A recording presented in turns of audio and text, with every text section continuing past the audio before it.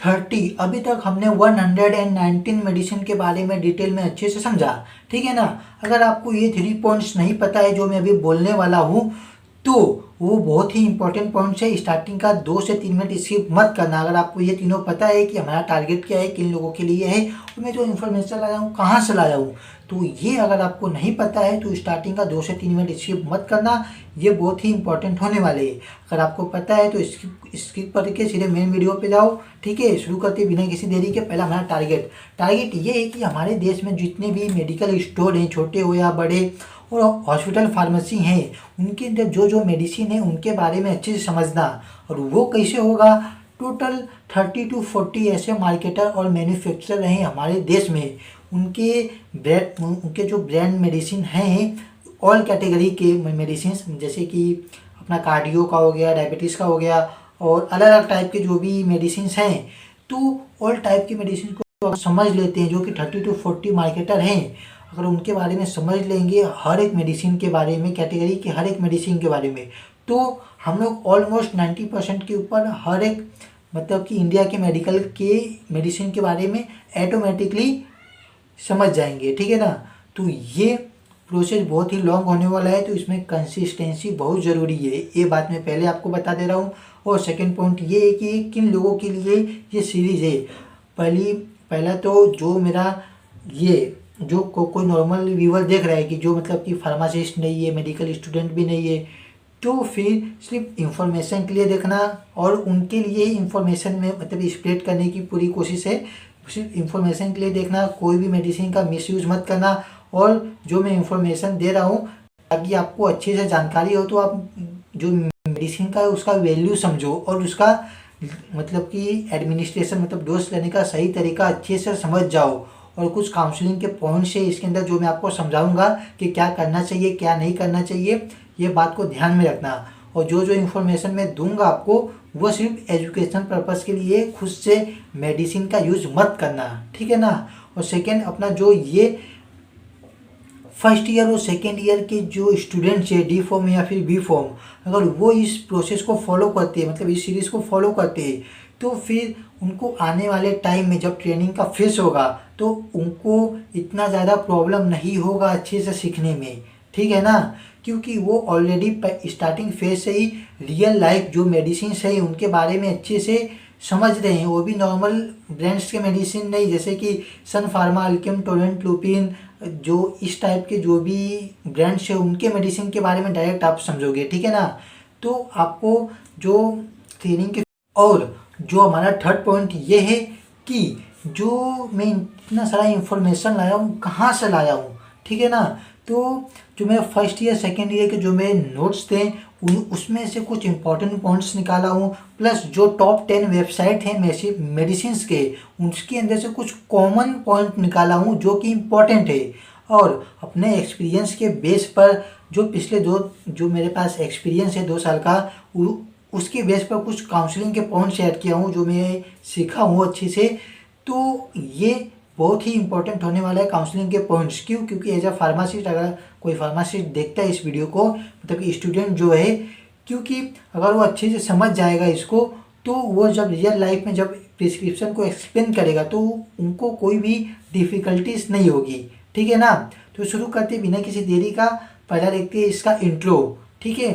तो रोज़ सुबह उठते ही छींक, नाक मतलब कि बहना बंद ही नहीं होता, रात को खांसी और एलर्जी के वजह से नींद खराब। आज हम बात करने वाले हैं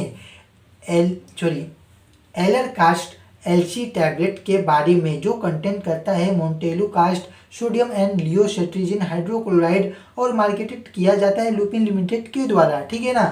तो इस वीडियो में आप जानोगे exact composition, mechanism of action, कैसे काम करता है सिंपल लैंग्वेज में, ठीक है ना, और किस टाइप के एलर्जी में यूज होता है, डोज और कैसे लेना है, इसका मतलब कि इसका डोसेज क्या है, इसका एडमिनिस्ट्रेशन कैसा करना है, ये सब, ठीक है ना। साइड इफेक्ट्स क्या हैं, और इसकी सेफ्टी प्रिकॉशंस क्या है, मिस डोज में क्या करें, अगर डोज मिस हो गया तब क्या करना चाहिए, और इम्पॉर्टेंट क्लिनिकल टिप्स जो कि आपको ध्यान में रखना बहुत ज़रूरी है, ठीक है ना। तो वीडियो एंड तक देखिए, क्योंकि ये कॉम्बिनेशन एलर्जी ट्रीटमेंट में बहुत कॉमनली यूज होता है, ठीक है ना, बहुत ही कॉमनली यूज होता है ट्रीटमेंट के टाइम पे। तो ये देखा हमने इसका इंट्रो। अब देखते हैं इसका प्रोडक्ट इंट्रोडक्शन के बारे में।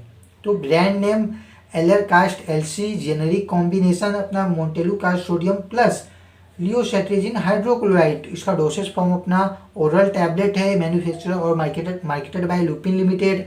और कैटेगरी अपना एंटी एलर्जिक कॉम्बिनेशन मेडिसिन है, ठीक है ना। और स्केड्यूल अपना प्रिस्क्रिप्शन मेडिसिन है, इसके लिए प्रिस्क्रिप्शन मतलब रिक्वायर्ड रहता है, प्रिस्क्रिप्शन की जरूरत रहती है इस मेडिसिन का, ये ओटीसी में नहीं आता है, ठीक है ना।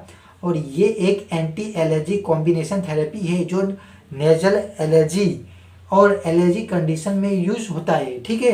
तो ये देखा हमने इसका प्रोडक्ट इंट्रोडक्शन। अब देखते हैं इसके कॉम्पोजिशन के बारे में। तो इस tablet typically contains montelukast sodium IP means equivalent to अपना ये अपना मोन्टेलुकास्ट 10 mg के आसपास रहता है। और लियोसेट्रिजिन हाइड्रोक्लोराइड IP 5 mg जो अपना टैबलेट का एग्जैक्ट पावर है इसके अंदर वो दिया गया है, ठीक है ना। तो एग्जैक्ट स्ट्रेंथ पैक जो स्ट्रेंथ पैक पर मेंशन होती है एडल्ट में मेनली अपना यूजुअली यूज होता है 10 mg plus 5 mg combination use होता है, ठीक है ना, एडल्ट में। और ये देखा हमने कॉम्पोजिशन के बारे में। अब देखते हैं इसका मैकेनिज्म ऑफ एक्शन क्या है। तो इस कॉम्बिनेशन में दो डिफरेंट मैकेनिज्म काम करते हैं। पहला मोन्टेलुकास्ट जो कि ल्यूकोट्राइनिन रिसेप्टर एंटागोनिस्ट है, ठीक है ना। तो एलर्जी के टाइम बॉडी ल्यूकोट्राइनिन्स रिलीज करती है। ये केमिकल्स कॉज करते हैं airways narrow, nasal congestion, inflammation, mucus production, ठीक है। तो मोन्टेलुकास्ट अपना क्या करता है साइस्टेनाइल ल्यूकोट्राइनिन रिसेप्टर ब्लॉक करता है, एयरवे इन्फ्लामेशन कम करता है, नेजल ब्लॉकेज रिड्यूस करता है, अस्थमा रिलेटेड सिम्टम्स कंट्रोल करता है। ये long acting anti inflammatory effect देता है, ठीक है ना। और जो अपना लियोसेट्रिजिन ये कंटेंट क्या है, ये एक एंटी हिस्टामिन है जो कि H1 रिसेप्टर ब्लॉकर है। तो एलर्जी में हिस्टामिन रिलीज होता है। तो हिस्टामिन कॉज करता है जो अपना सीजिंग और रनिंग नोज, ईचिंग, जो वाटरी आइज मतलब कि आंखों में पानी आ जाता है उस टाइम पे। और लियोसेट्रिजिन क्या करता है, ये पेरिफेरल H1 रिसेप्टर ब्लॉक करता है, जो अपना सीजिंग कम होती है और जो ईचिंग होता है वो रिड्यूस करता है उसको, रनिंग नोज कंट्रोल करता है। ये नॉन सेडेटिंग एंटी हिस्टामिन कैटेगरी में आता है लेकिन माइल्ड ड्राउसीनेस हो सकती है, ठीक है ना। ये देखा हमने इसका मैकेनिज्म ऑफ एक्शन कैसे काम करता है। अब देखते हैं इसका इंडिकेशन क्या है, इसका यूजेस क्या है। तो एलरकास्ट एलसी कॉमनली यूज होता है एलर्जिक जो अपना रिनिटिस में, ठीक है ना। और सीजीनेस और रनिंग नोज में, नेजल कॉन्जेशन में, डस्ट एलर्जी, पोलन एनर्जी, यूर्टिसिया में मतलब कि हिविस में, और जो अस्थमा के सपोर्टिव मैनेजमेंट में अपना मोन्टेलुकास्ट है ये कंपोनेंट, ठीक है। तो इन कंडीशन में इसका यूज़ किया जाता है। लेकिन जो भी पेशेंट हैं उनके जो डिसीज है उसके सेवेरिटी के ऊपर डिसाइड होता है, ठीक है ना। मतलब कि उसका कितना हाई गया है, कितना मतलब कि कितने मतलब उसका कंडीशन क्या है, लो पे है कि हाई पे है कि मीडियम पे है। तो उस कंडीशन के हिसाब से डॉक्टर ये इस कंटेंट का मेडिसिन उनको प्रिस्क्राइब करते हैं, ठीक है ना। उसके अंदर भी कंडीशन रहता है, वो कंडीशन अप्लाई होने के बाद ही ये मेडिसिन उनमें यूज़ किया जाता है। और इम्पॉर्टेंट ये है कि ये एक्यूट सीवियर अस्थमा अटैक का ट्रीटमेंट नहीं है, इस बात को ध्यान में रखना। तो ये देखा हमने इसका यूजेस। अब देखते हैं इसके dosage and how to use मतलब कि हाउ टू टेक, इसका एडमिनिस्ट्रेशन क्या है। तो टाइपिकली जो अपना एडल्ट का डोज है 1 टैबलेट 1 से डेली अपना यूजुअली इवनिंग में लेना रिकमेंड किया जाता है। वाटर के साथ स्वेलो करें, सीधे फूड के साथ या बिना फूड के ले सकते हैं, ठीक है ना। तो डॉक्टर डोज एडजस्ट कर सकता है based on age, kidney function, severity of allergy, जैसा मैं आपको बताया था, ठीक है ना। उसके बेस पर इसका डोज कम ज़्यादा होता है, ठीक है। तो ये देखा हमने इसका doses and how to take, इसका एडमिनिस्ट्रेशन। अब देखिए इसके कुछ साइड इफेक्ट्स क्या हो सकते हैं। तो कॉमन अपना mild drowsiness, headache, dry mouth, fatigue, stomach discomfort, और मूड चेंजेस, जैसे कि ये रेयर हो सकता है अपना मोंटेलू कास्ट जो जो एसोसिएटेड है मतलब उस कंटेंट की वजह से ये हो सकता है, ठीक है। और स्लीप डिस्टर्बेंस हो सकता है जो अपना इस टाइम को मतलब इस कंडीशन में होता ही है स्लीप डिस्टर्बेंस, मतलब सोने में दिक्कत होता ही है।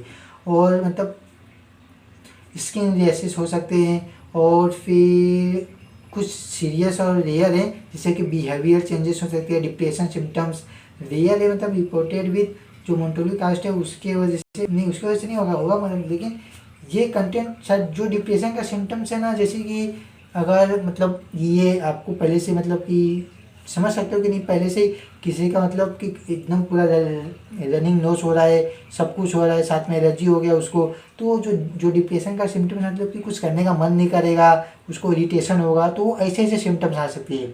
डिप्रेशन पूरा एक अलग सीन होता है, जो डिप्रेशन के सिम्टम्स इसमें मतलब कि साइड इफेक्ट्स के तौर पे आ सकती है, ठीक है ना।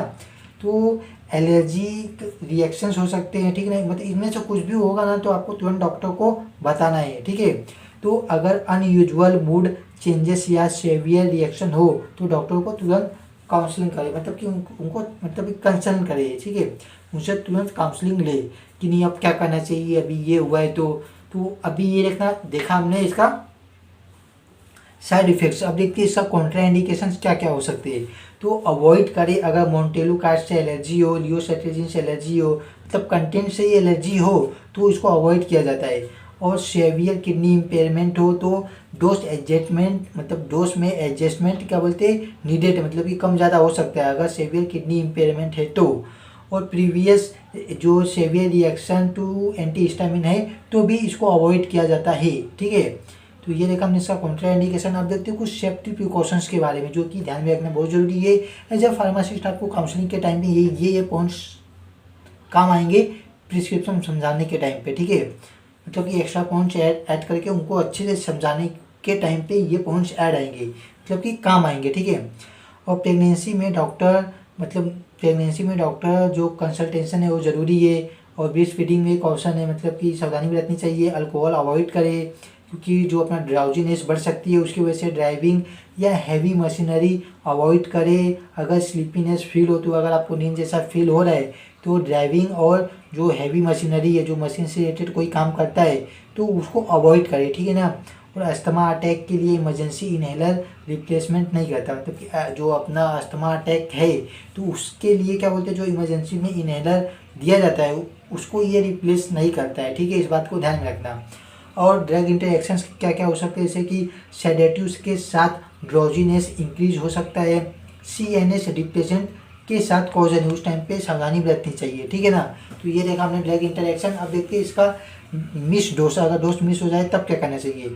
अगर एक डोज मिस हो जाए तो याद आते ही ले सकते हैं, अगर नेक्स्ट डोज का टाइम पास नहीं आया हो तब, ठीक है ना। अगर नेक्स्ट डोज का टाइम करीब आ गया हो तो उसको स्किप करें, डबल डोज बिल्कुल मत ले, ठीक है। और साथ ही साथ डॉक्टर को भी एक बार इन्फॉर्म कर दीजिए कि मेरा एक डोज मिस हो गया है, ठीक है।